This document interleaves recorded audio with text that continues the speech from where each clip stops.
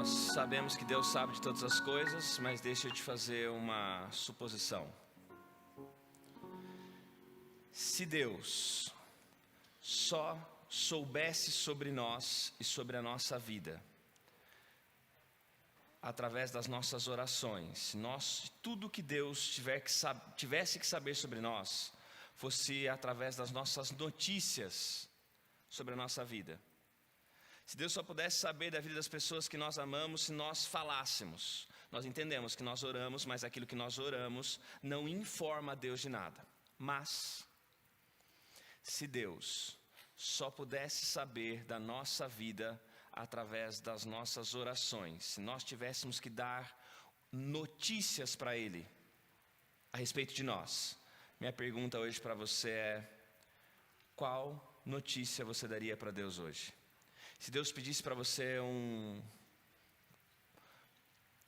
se você tivesse mandar uma mensagem para Ele, se você tivesse mandar uma mensagem sobre algo que está acontecendo na sua vida e que Ele só saberia disso através dessa mensagem, que mensagem que hoje, e eu estou falando de hoje, nesse momento, agorinha, que mensagem você enviaria para Ele? Qual seria o conteúdo dessa mensagem? Qual parte da sua vida você gostaria de informar a Deus?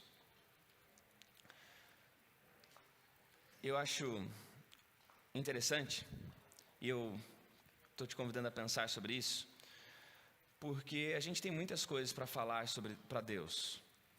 E nós falamos, e nós sabemos que Ele sabe, e nós oramos não para informá-lo, mas nós oramos porque nós entendemos que a oração é o nosso esforço, é o exercício da nossa vontade, sinalizando a Deus que nós estamos usando a nossa liberdade para permitir e para dizer que Ele pode se envolver com os nossos assuntos.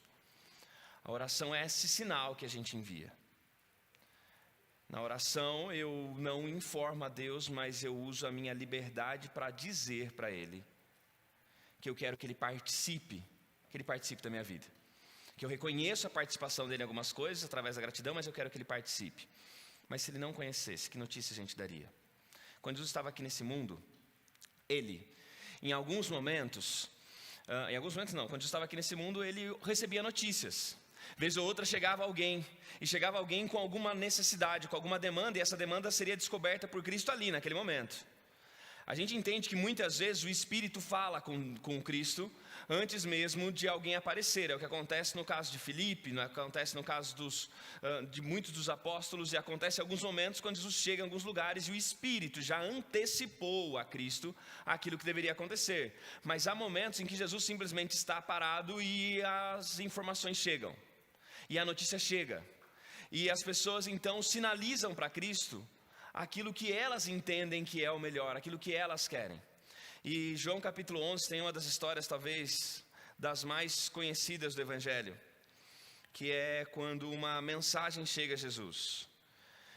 Evangelho de João capítulo 11, a Bíblia, o sujeito que colocou os títulos em negrito na Bíblia, sabe quando você vai na Bíblia assim, antes tem um título em negrito ali falando o que vai acontecer? Não era um sujeito muito dado a suspense. Ele anuncia o fim da história antes de a gente saber que a história vai acontecer. Não é...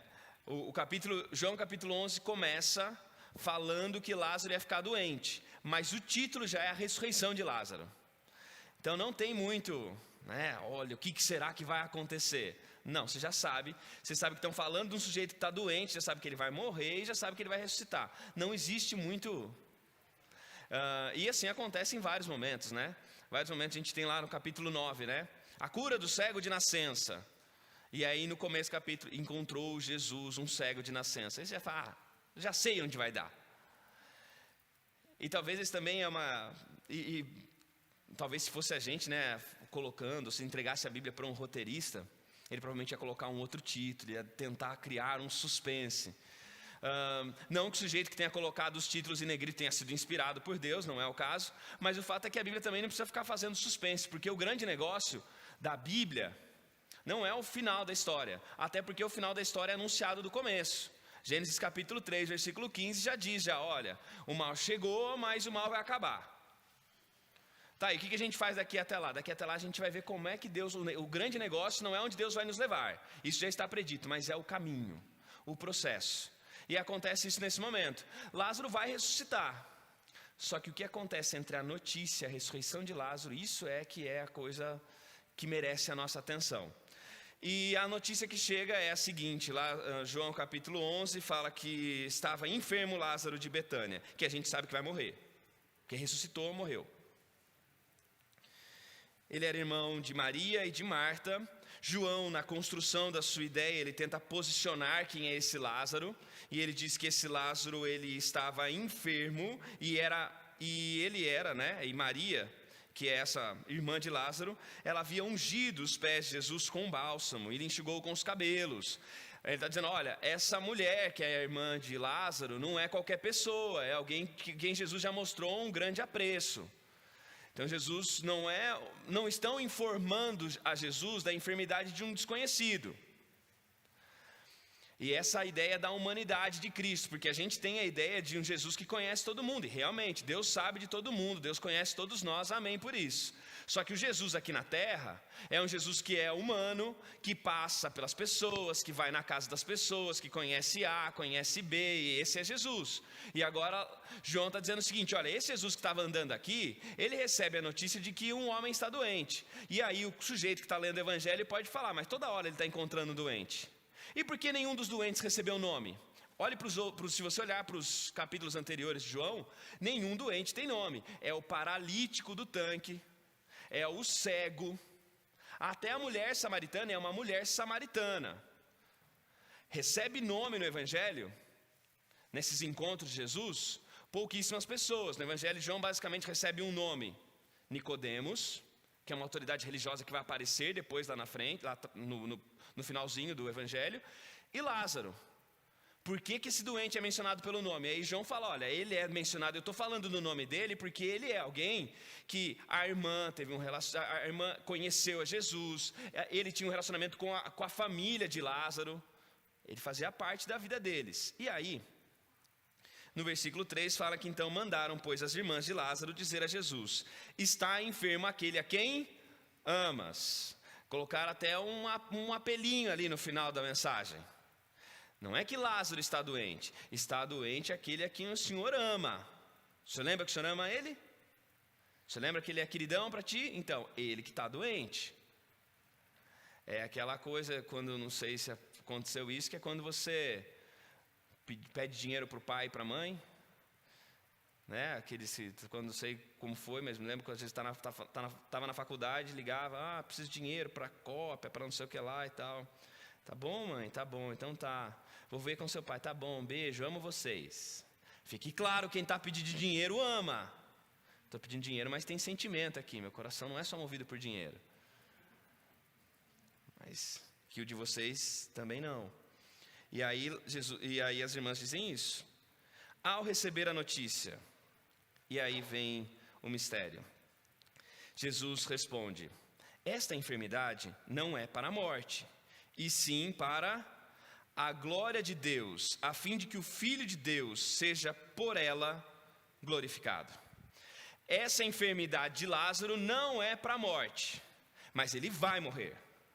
Essa enfermidade não é para a morte, mas é para que o Filho de Deus seja glorificado através dela. Esse discurso de Jesus já apareceu quando ele se encontrou com o cego de nascença, porque ele se encontra com o cego, e aí, não sei se você já pegou gente falando sobre você. Sabe quando você está num lugar assim, num canto, e de repente você olha um pessoal do outro lado assim, falando sobre você, olhando, você fica pensando, esse povo está falando de mim? O cego de nascença estava ali quietinho, e as pessoas estavam falando dele. Os discípulos pararam, olha aqui Jesus, um cego. Quem pecou? Ele ou os pais para que nascesse cego? Eles estão conversando de uma pessoa que está ali. E aí então Jesus diz, nem ele, nem os seus pais. Assim ele nasceu, para que nele sejam manifestas as obras do Pai. E agora mais uma vez, Senhor, aquele a quem tu amas, Lázaro, está doente. E aí Jesus responde, não, mas fiquem em paz. a enfermidade não é para a morte, mas é para que o Filho seja glorificado através dela. Essa noção, que a gente já acabou passando por ela um pouquinho, aqueles que estiveram aqui, ou aqueles que acompanharam pela internet o nosso momento de terça-feira, nós conversamos um pouquinho sobre a obediência. Onde é que entra a obediência nessa relação com Deus, em que nós somos salvos unicamente pela graça de Deus, porque nós obedecemos. E nós passamos por essa ideia de fazer, de que tudo é para a glória de Deus. A nossa dificuldade diante desse texto é porque a gente sabe o final da história. A gente sabe que Lázaro vai morrer, vai ficar 4 dias sepultado, Jesus vai chegar lá, vai falar, pessoal, tira a pedra e chama Lázaro para fora. E Jesus faz aquilo que ele havia dito lá no começo, quando ele falou, olha, vem o dia em que até os mortos ouvirão a minha voz, e aqueles que ouvirem a minha voz ressuscitarão. E já está dito isso. Agora, Jesus está ali nesse cenário e a gente sabe, olha, então esse Lázaro está enfermo, ele morre e ressuscita. É assim que Deus é glorificado. Deus é glorificado por quê? Porque Cristo venceu a morte. A questão é, se Lázaro não tivesse ressuscitado, seria possível dizer que a enfermidade de Lázaro era para a glória de Deus? Se Lázaro tivesse morrido e Jesus fosse visitar a família, simplesmente para estar com os enlutados, daria para dizer que é para a glória de Deus? Será que para a glória de Deus é o milagre ou é a dor? Será que para a glória de Deus é o livramento que eu recebo ou a provação que eu passo? Pela glória de Deus é a cura que Ele traz ou a dor que antecede a cura? Para a glória de Deus é a alegria ou é o sofrimento? Para a glória de Deus é quando coisas nascem ou quando coisas morrem? É a glória de Deus a festa ou é para a glória de Deus o luto? É para a glória de Deus um dia de celebração ou é para a glória de Deus um dia de tristeza? O que é para a glória de Deus? Será que Deus é glorificado quando a sorte muda? Ou Deus também é glorificado quando nada muda e simplesmente tem o vale de sombra e morte? Deus é glorificado em que momento? E aí eu pego o gancho daquilo que o pastor Pedro falou antes da oração, de que Deus age por amor de si. E isso é algo interessante e extremamente poderoso, porque a gente vem de uma constância de pensamentos na história cristã, e esse esforço humano constante de fazer com que Deus gravite em torno de nós mesmos, porque esse é o esforço do ser humano. O nosso esforço é criar um Deus à nossa imagem e um Deus que vive em função da gente. Esse Deus que vive em função de mim, Ele faz tudo porque Ele me ama. E aí esse Deus que faz tudo porque me ama, eu tenho dificuldade de entender como é que Ele pode permitir que coisas ruins aconteçam se Ele me ama. Só que o grande negócio que a Bíblia deixa claro é que o compromisso máximo de Deus não é comigo. O compromisso máximo do amor de Deus é com Ele mesmo. E eles podem pensar, mas como é que pode isso? Mas é nisso que está a nossa segurança. A nossa segurança não está em Deus nos amar. A nossa segurança está nesse Deus estar profunda e muito comprometido consigo mesmo.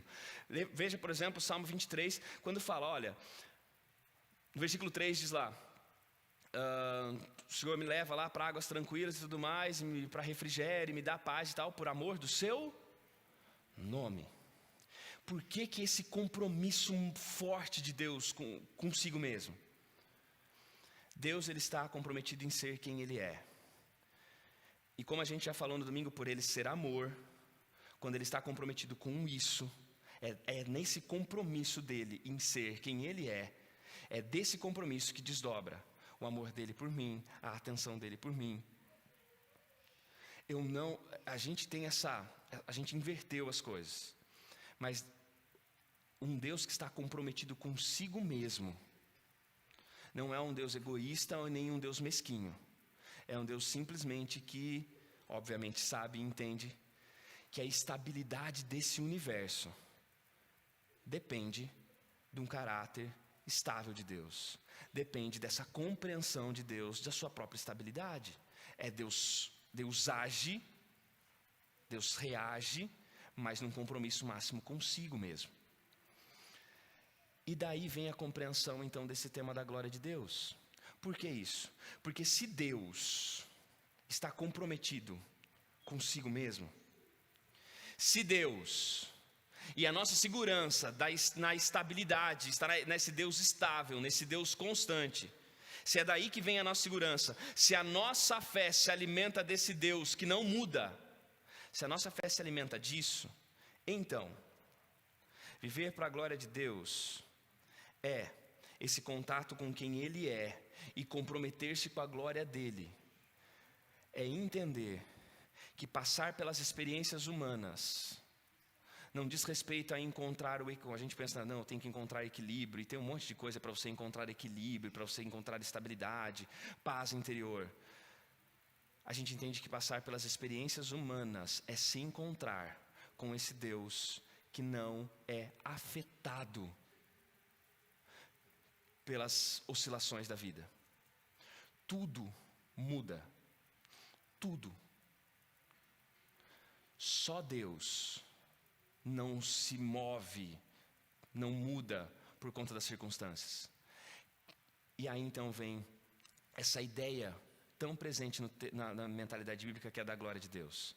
Eu falei aqui na segunda-feira que esse talvez seja um dos temas mais importantes do texto bíblico. A graça de Deus, a glória de Deus e o reino de Deus. E a glória de Deus nada mais é do que quando Deus se manifesta, quando Deus se apresenta.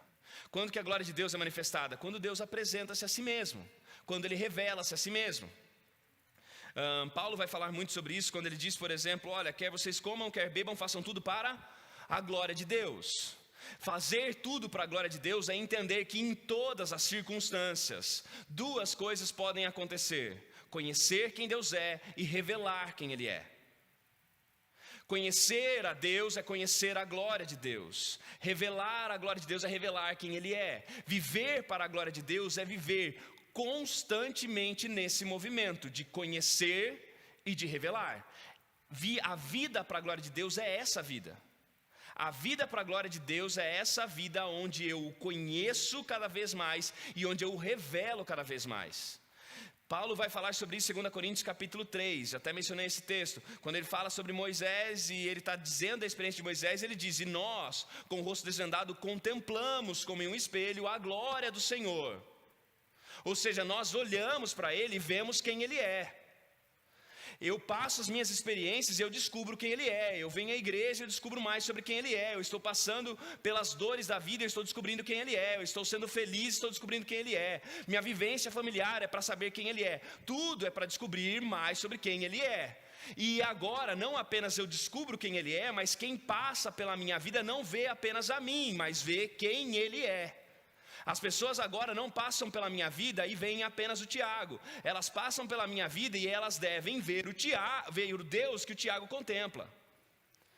Agora, quem vive para a glória de Deus viveu esse encontro, o encontro com quem Ele é. E agora quem passa pela minha vida encontra quem Ele é através de mim. Até a linguagem que Paulo usa do espelho, ele fala, olha, nós contemplamos como num espelho. Quando você para diante do espelho, você vê você, certo? Espero que sim. A gente contempla. Quando a gente olha diante do espelho, desse espelho que é a glória, a gente olha, a gente contempla a Deus. A gente percebe nossa dessemelhança.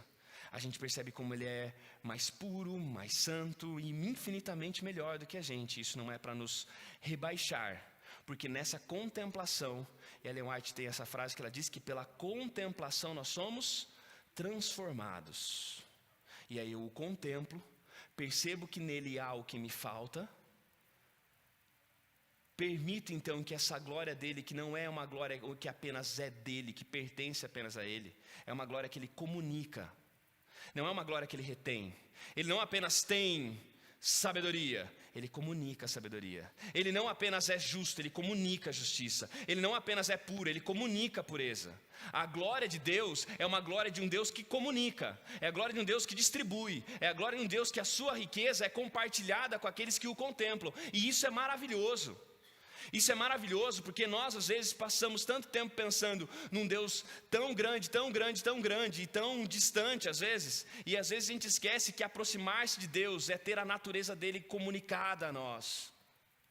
Jesus deixa isso muito claro, por exemplo, em momentos em que as pessoas passam e constantemente no Evangelho aparece gente que está impura, marginalizada, deixada de lado, e Jesus tem contato com essas pessoas. Jesus toca num morto, por exemplo, quando ele ressuscita a filha de Jairo, toca no morto lá e está junto com o filho da viúva de Naim. Ele permite que a mulher que está cerimonialmente impura toque nas suas vestes. E o que acontece quando ela toca? Olha, de mim saiu o poder. Por quê? Porque eu comunico.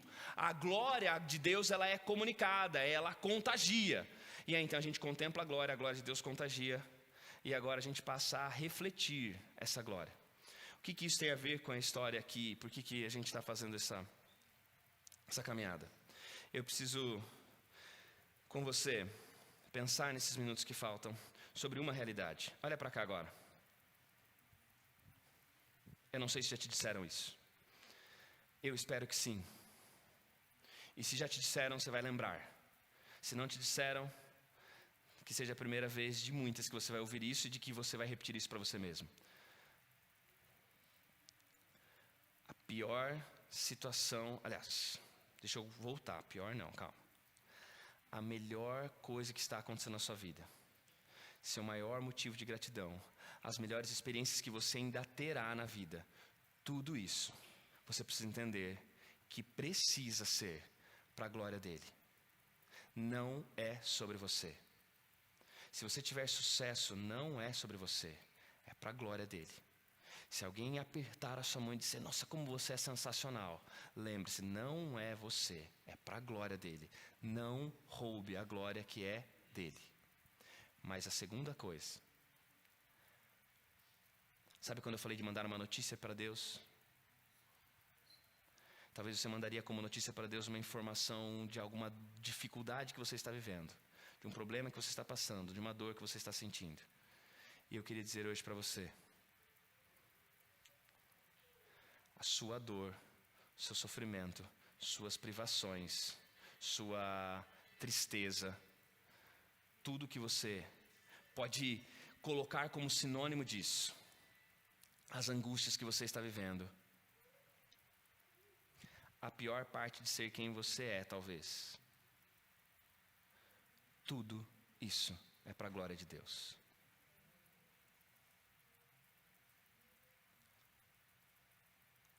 Difícil falar amém, né?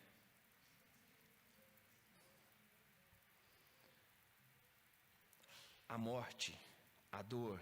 Jesus está olhando para Lázaro e está dizendo, a enfermidade dele não é para a morte, é para a glória de Deus. Se Lázaro não fosse curado, seria para a glória de Deus. Sabe por quê?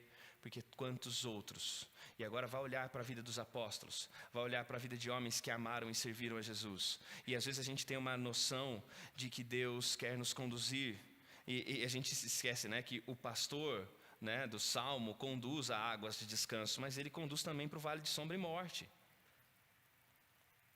Sua dor é para a glória de Deus. Se você receber uma cura de Deus, é para a glória de Deus. Mas se você tiver que ficar no leito de dor, isso também é para a glória de Deus. Quando você estiver contando as bênçãos de Deus, isso é para a glória de Deus. Mas quando você estiver tentando entender e lembrar quando foi a última vez que você recebeu uma bênção de Deus que não fosse simplesmente acordar, isso também é para a glória de Deus. Estar entre amigos e família celebrando é para a glória de Deus. Se reunir com esses mesmos amigos e família para chorar a partida de alguém que morreu, isso também é para a glória de Deus. A dor é para a glória, a cura é para a glória. Terminar as coisas dentro do prazo é para a glória de Deus. Perceber os seus planos sendo colocados de cabeça para baixo e tudo ficando para algum dia que você nem sabe quando vai ser, isso é para a glória de Deus. Como? Como Deus é glorificado na dor. Como Deus é glorificado no sofrimento. Por que eu posso entender que essas realidades também são para a glória de Deus? Em primeiro lugar, você precisa entender que Deus não é glorificado naturalmente por essas circunstâncias. Não é que Deus é glorificado e há alguma exaltação a Deus quando as pessoas ficam doentes. Eu estou passando por alguma dificuldade. As pessoas vão olhar para você passando por alguma dor e vão falar: louvado seja Deus, hein, que você está quase morrendo. Não é dessa maneira. Não é algo simplesmente que surge. O Deus que é glorificado, Ele é glorificado pela noção de quem está sofrendo. Quem está sofrendo tem a noção, tem uma noção, e aí é que nós precisamos dessa noção. É a noção de que a nossa vida todas as experiências humanas, elas podem ser para a glória de Deus, porque todas elas podem servir para que a gente o conheça mais profundamente e o revele de forma mais evidente. Entende isso? Tudo. Quando Paulo diz: quer vocês comam, quer bebam, quer trabalhem, quer não trabalhem, quer estejam recebendo um monte de proposta de emprego, quer estejam batendo com a cara na porta, quer estejam celebrando a cura, ou quer estejam passando aquele tempo de silêncio ao lado do leito de um amado, quer vocês estejam enchendo a casa de vocês de comida, ou quer vocês estejam contando as moedas para ver se dá para comer hoje, quer vocês estejam celebrando uma vida maravilhosa em família, ou você esteja vendo sua família cair, ser destruída, tudo isso é para a glória de Deus, porque você tem a noção, e nós entendemos que nós podemos ter tudo e viver tudo para a glória de Deus, porque não há circunstância nenhuma em que eu não possa conhecê-lo mais profundamente e revelá-lo de forma mais evidente, e isso é a vida para a glória de Deus. Deus, Ele é conhecido na alegria, mas Deus é conhecido na dor. Deus é conhecido na cura, mas Deus é conhecido na doença. Deus é conhecido no meio da fartura, mas Deus também é conhecido na escassez dos recursos. Deus é conhecido na casa onde há festa, e Deus é conhecido na casa onde há luto. Deus é conhecido pela nossa liberdade. Deus será conhecido também quando nós somos perseguidos. Deus pode ser profundamente conhecido em meio ao sofrimento, e Ele é revelado também através da dor, através da tristeza. Não é apenas quando nós exaltamos a Ele cantando e contando das nossas alegrias que Ele é exaltado. Ele é exaltado também quando nós falamos das orações que Ele não respondeu, do não que Ele deu.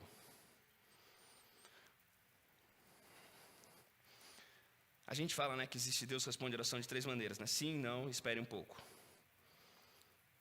O problema é que ninguém sabe dizer pra gente quando o espere um pouco é não, Quando é que eu sei que o espere um pouco é não? Tem não que é não mesmo. Tá dito não. Mas às vezes tem uns esperem um pouco que a gente acha que a gente está esperando um pouco. Mas Ele já falou não. Não, eu estou no espere um pouco. Toda a resposta de oração de Deus é para a glória dEle. Como é que a gente pode vivenciar isso? Em primeiro lugar, entenda, como eu disse, que o sofrimento é um convite para conhecer a Deus mais profundamente. Os momentos de alegria, parece que Deus cabe no nosso bolso, que a vida é um grande piquenique, que está tudo dando certo. Tudo funciona. A gente mora onde a gente gostaria de morar, a gente conversa com as pessoas que a gente gosta, a gente tem todo mundo perto da gente. Sabe aqueles momentos da vida em que está tudo engrenado? Em que você olha para a vida, parece que foi um relojoeiro suíço que fez a sua vida. Está tudo funcionando perfeitamente. E às vezes nem está tão perfeito assim, mas de repente a gente é confrontado com a vida de umas outras pessoas e a gente fala: poxa vida, a minha vida está ótima. Sabe, final do ano, quando a gente se junta como igreja, culto de ação de graças, e a gente dá graças a Deus, porque Deus fez isso, porque Deus fez aquilo, e como Deus é maravilhoso. E alguns de nós até ficamos meio envergonhados, porque, nossa vida, Deus foi muito maravilhoso com uns, mas não foi tão maravilhoso assim comigo. E é esse Deus. Mas, na dor, existe uma oportunidade de conhecer a Deus mais profundamente. Por quê? Paulo vai explicar isso quando ele diz: eu mais me glorio nas fraquezas, para que sobre mim repouse o poder de Cristo. A bonança nos faz autossuficientes. Marinheiro bom e marinheiro ruim não tem diferença quando o mar está calmo. É todo mundo maravilhoso. A ausência de habilidade vem em meio à tempestade. Ela é denunciada. O sofrimento denuncia a fraqueza dos nossos planos. O sofrimento denuncia a fragilidade dos nossos projetos. O sofrimento mostra que as nossas capacidades de fazer e de desfazer, elas não são tão boas assim.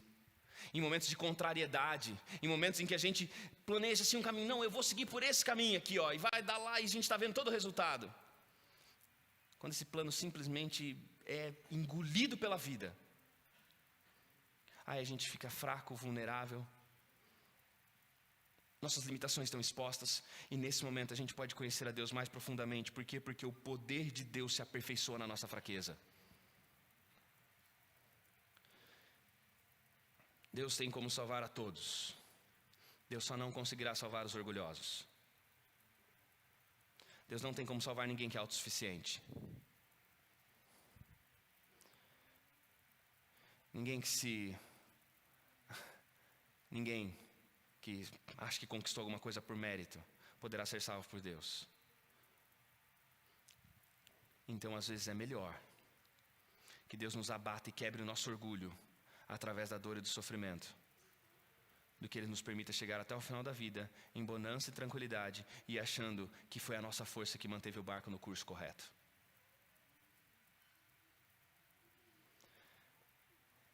Não houve. Deus teve filhos de todas as maneiras, de todas as cores, de todas as raças. Estou usando a música do Martim da Vila agora. Mas Deus teve filhos de todas as maneiras. Mas Ele não teve nenhum filho sem sofrimento. E não será você o primeiro. De vez em quando eu falo lá falando com adolescentes, alguém chega e fala assim, pastor, mas eu só não queria sofrer. Eu falo, fico feliz, porque isso mostra um pouco de sanidade, né? Não quero sofrer, ok. Mas é um desejo que já nasceu morto. Eu não quero. Eu não. De vez em quando aparece, né? Acontece alguma coisa, e alguém fala, né? Morre alguém, por exemplo. Aí fala, mas eu não gosto de ir em velório e tudo mais. Eu falo, que bom. Que bom que você não gosta. Eu não gosto muito da sensação de estar lá, sabe? Que bom. Mas é que às vezes não tem para onde fugir. Não é opcional. E quando a gente olha para os filhos e filhas de Deus, quando a gente olha para os homens da Bíblia que a gente admira tanto, eles cresceram na dor, na câmara das tribulações. C.S. Lewis vai falar que a voz de Deus, que pode ser ouvida de muitas maneiras, ela grita a nós dentro da câmara das tribulações. Então, o sofrimento é um convite para você conhecê-lo mais profundamente. Em segundo lugar, por que o sofrimento pode ser entendido como sendo para a glória de Deus? Por uma razão. Se Deus não muda, mesmo diante das suas circunstâncias, se Deus é amor, continua sendo amor e continuará sendo amor, você sofrendo ou não, se Deus não muda, a imagem que você projeta dele também não pode sofrer variação. O Deus que eu revelo, Ele não pode ser um Deus bom, porque está tudo maravilhoso, e um Deus perverso, porque as coisas ruins estão acontecendo. Se Ele não muda, a imagem que eu revelo dEle, a glória que eu revelo quando eu falo sobre Ele, a glória dEle, as pessoas têm contato quando passam pela minha vida, ela não pode ser afetada pelas circunstâncias, porque se Deus não é afetado pelas circunstâncias, o espelho que reflete a glória dEle, não tem uma imagem nova para dar. E aí vem quando Paulo fala do espelho, né? A gente entende que o espelho ele simplesmente reflete aquilo que está na frente dele. Eu não sei como é que você acorda de manhã, mas você não acorda e chega na frente do espelho e o espelho fala, não, vai se ajeitar primeiro, depois volta aqui. Não, porque o espelho simplesmente reflete, ele está lá e é o papel dele. Colocou, sua cara está bonita, vai refletir, sua cara está semi-bonita, vai refletir também, ele vai. O cabelo está em pé, não, está sem cabelo, vai, é aquilo lá. Esses tempos atrás eu olhei no espelho e eu descobri que eu tenho 2 fios de barba branca aqui, ó. O espelho não escondeu isso, não denunciou também. Ele só falou assim, tá aí. Aceita isso daí. E eu estou aceitando, e eu estou até achando, não estou achando bacana também, porque são 2 fios aqui, né? Não chega a ser bacana. Mas o espelho faz isso. Se a imagem que é projetada, se aquilo que Deus comunica para você, se Deus não muda, por que a impressão que as pessoas têm sobre Deus, quando passam pela vida da gente, é diferente em um momento ou outro? Porque parece que parece que a gente fala de um Deus, Deus, sabe aquela coisa, Deus é muito bom. E a gente geralmente fala isso, que Deus é muito bom quando alguma coisa acontece boa. Eu consegui chegar na hora, deu tudo certo, Deus é muito bom. E se tivesse dado errado, Deus continuaria sendo bom? Sim, então não é uma questão de Deus ser bom porque deu certo. Ele é bom porque Ele é bom. E se deu certo, Ele é bom. Se deu errado, Ele é bom. Se você está aqui morando em São Paulo e tudo mais, está bacana, Ele é bom. Se Ele te teletransportar para algum lugar, Ele continua sendo bom. Vai ser estranho Ele teletransportar para algum lugar? Vai, mas Ele continua sendo bom. Se você sai do hospital com a alta do médico lá falando, que Deus seja louvado, amém por isso, Ele é bom. Se você sair do hospital com um atestado de óbito de um parente, Deus continua sendo bom. Quem Ele é não muda. E se Ele não muda, a imagem dEle que eu projeto também não sofre alteração. Mas para manter essa constância, é preciso ter isso em mente, que é para a glória de Deus. Eu o conheci mais profundamente no sofrimento. E por conhecê-lo mais profundamente, eu passo a indicar mais precisamente quem Ele é. Até porque esse Deus que a gente fala que Ele é bom quando Ele nos abençoa, Ele geralmente soa um Deus injusto. Você vê aquela coisa de entrevista de jogador de futebol no final do jogo? O time ganhou. Aí vai lá entrevistar o jogador. Não, Deus ajudou a gente e tudo mais. E o outro time, Deus não foi lá. Você percebeu já como sou injusto quando a gente consegue uma vaga de trabalho, por exemplo, a gente fala, não, Deus foi muito bom comigo porque Ele me deu uma vaga de trabalho. E o resto da galera que ficou de fora? Não, Deus é muito bom que eu consegui entrar na universidade. Tá, e o resto? Entende que a bondade de Deus não é revelada porque Ele te dá coisas. Não é o fato de Deus nos favorecer que mostra que Ele é bom. Se Deus nos favoreceu, é porque Ele quer que a gente encontre nesse favor motivos para glorificá-lo. Mas se Ele não favoreceu, Ele quer que a gente encontre no não favor motivos para glorificá-lo. Não dá para dizer que Deus é baseado naquilo que Ele faz na nossa vida. Deus é, perenemente, perpetuamente, simplesmente Ele é. A música diz, se Deus fizer, Ele é Deus. Se Ele não fizer, Ele continua sendo Deus. É isso. O sofrimento é a oportunidade para conhecê-lo mais profundamente. O sofrimento glorifica a Deus porque nós mostramos através do sofrimento a mesma imagem de Deus e essa perenidade de quem Deus é. Mas em terceiro lugar, o sofrimento também é uma testemunha, talvez mais poderosa. Talvez a gente consiga testemunhar mais poderosamente sobre Deus quando a gente sofre do que quando a gente passa do que quando a gente não sofre. Olhe para a história de Jó.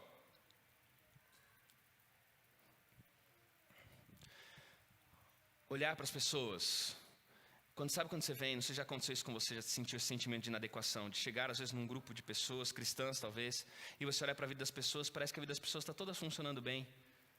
Todo mundo, a família está meio ordenada ali, está todo mundo fazendo as coisas certinho, e eles ficam olhando para aquilo.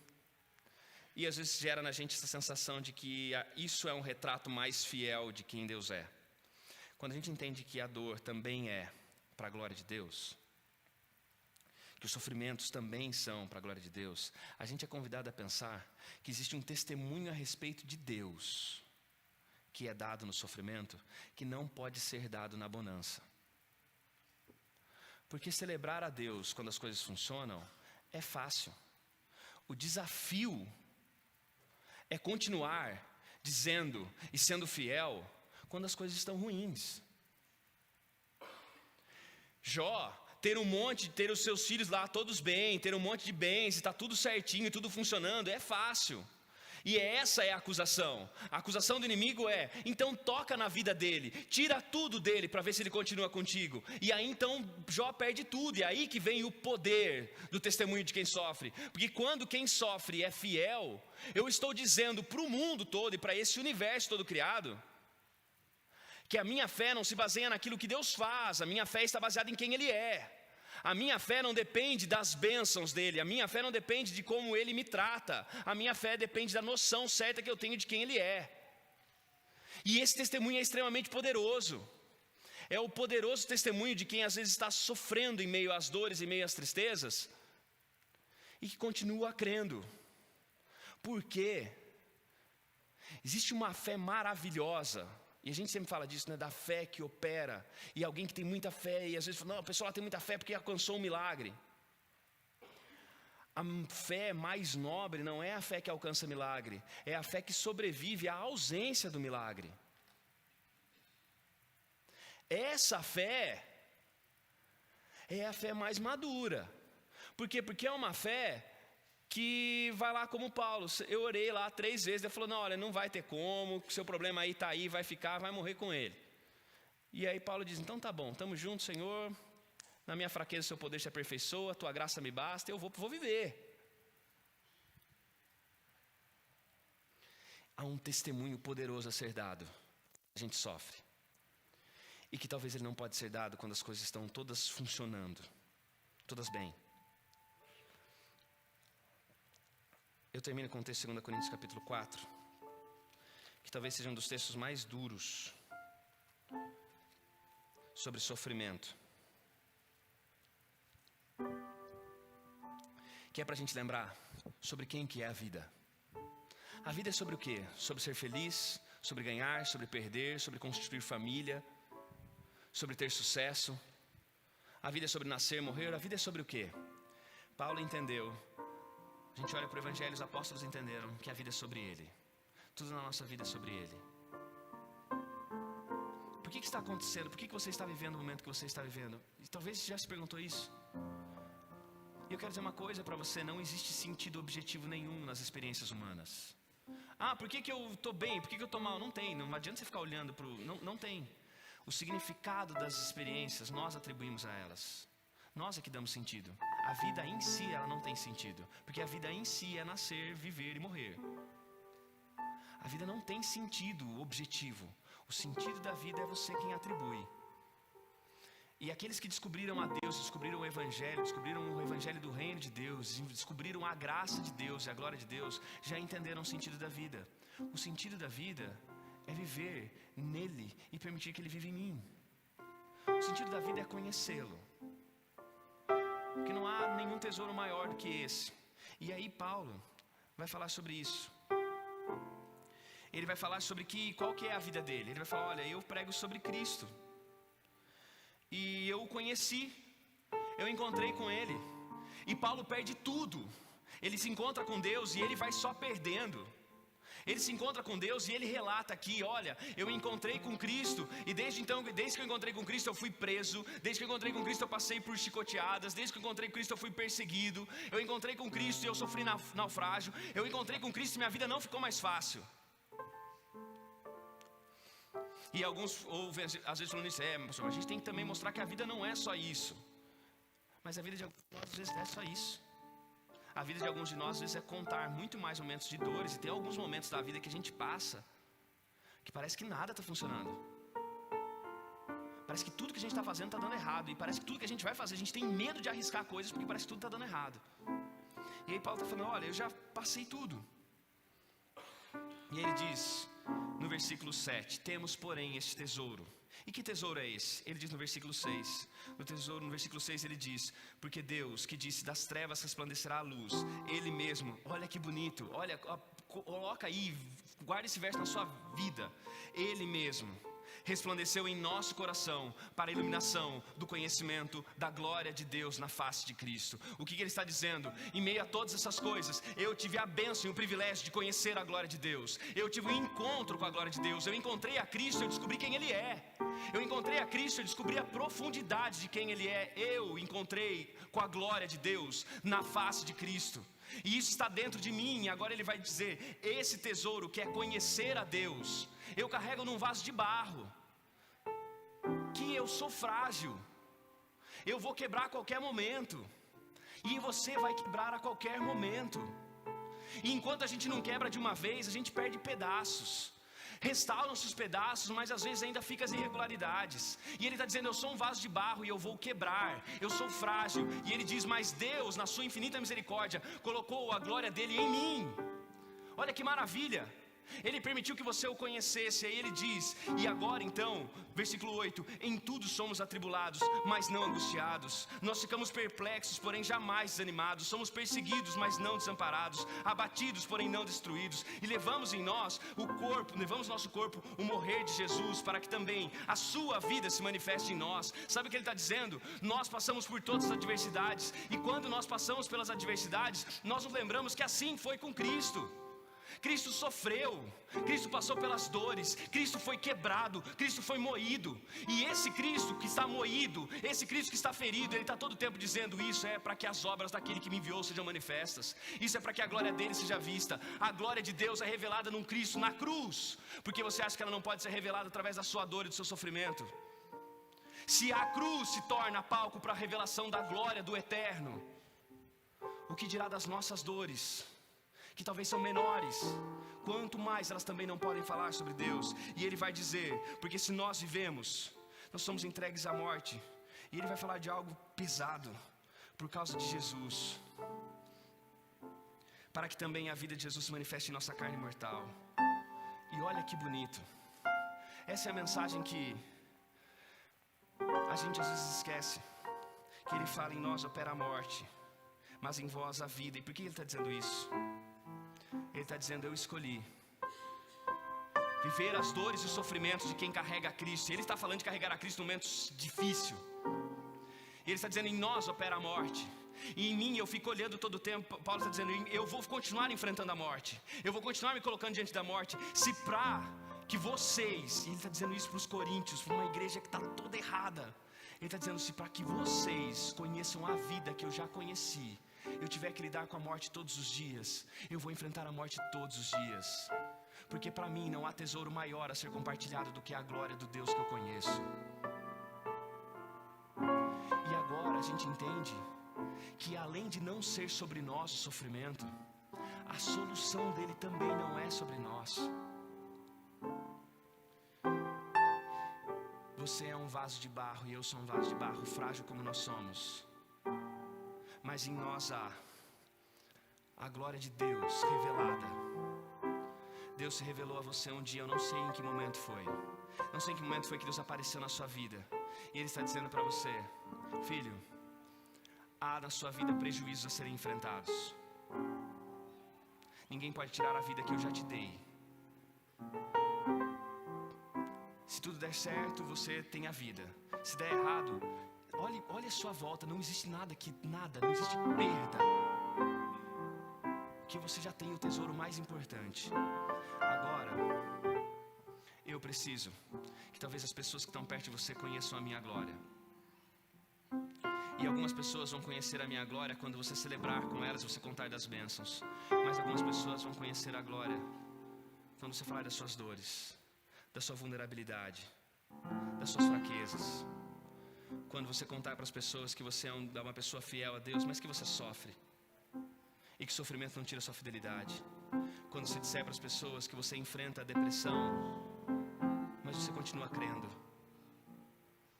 Que você está passando por crise na sua família, mas que você continua crendo. Que você está olhando para o futuro cinza, mas você continua crendo. Que hoje você está aqui e amanhã você não sabe onde você vai estar, mas esteja onde você estiver, você continuará crendo na guia, na proteção, na segurança, no amor dele. Deus quer que você o conheça mais profundamente e o revele de forma mais evidente. Deus está nos chamando para viver para a glória dele, na dor, na tristeza, na cura, na alegria. Se a semana que está por vir for a melhor semana da sua vida, que seja para a glória de Deus. E se for a pior, que seja para a glória de Deus. A gente vai ouvir uma última música. E essa música fala dessa certeza, fala dessa realidade, de que Deus não muda. Como diz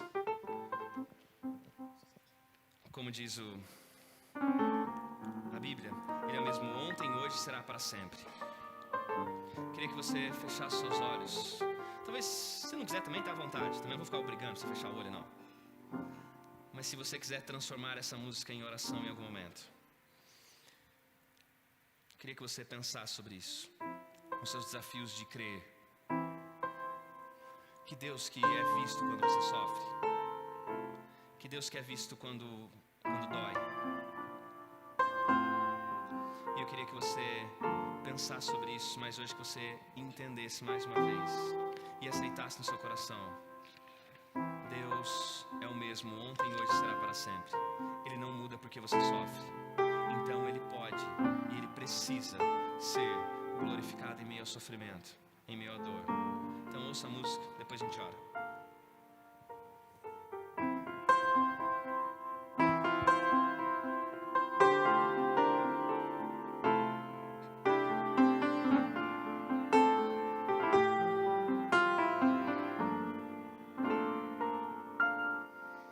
Minha fé não está firmada nas coisas que podes fazer. Eu aprendi a te adorar pelo que és. Dele veio sim o amém, somente dele, mais ninguém. A Deus seja o louvor. Se Deus fizer, Ele é Deus. Se não fizer, Ele é Deus. Se a porta abrir, Ele é Deus. Mas se fechar, continua sendo Deus. Se a doença vier, Ele é Deus. Se curado for, Ele é Deus. Se tudo der certo, Ele é Deus. Mas se não der, continua sendo Deus. Minha fé não está firmada nas coisas que podes fazer. Eu aprendi a te adorar pelo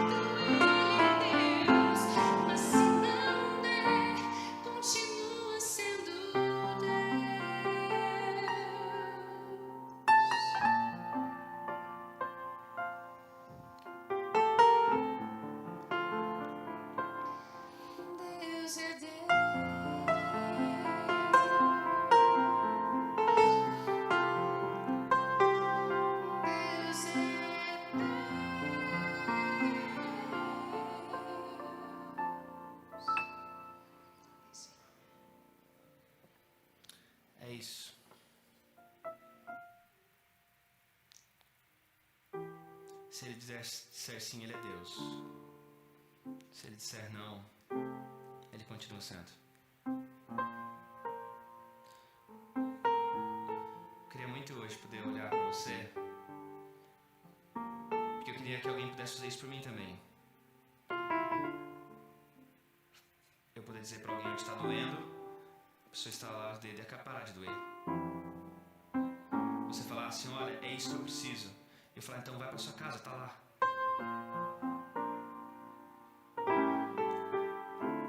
Só que Deus tem mais a nos oferecer do que as suas bênçãos. E a sua maior bênção é quando Ele dá de si mesmo. A maior bênção que a gente tem não é o que Ele faz, é quem Ele é. Que o seu sofrimento e dor presente, ou o sofrimento e dor que está por vir, e virá, que tudo seja para a glória de Deus. Vamos orar? Se você pudesse levantar.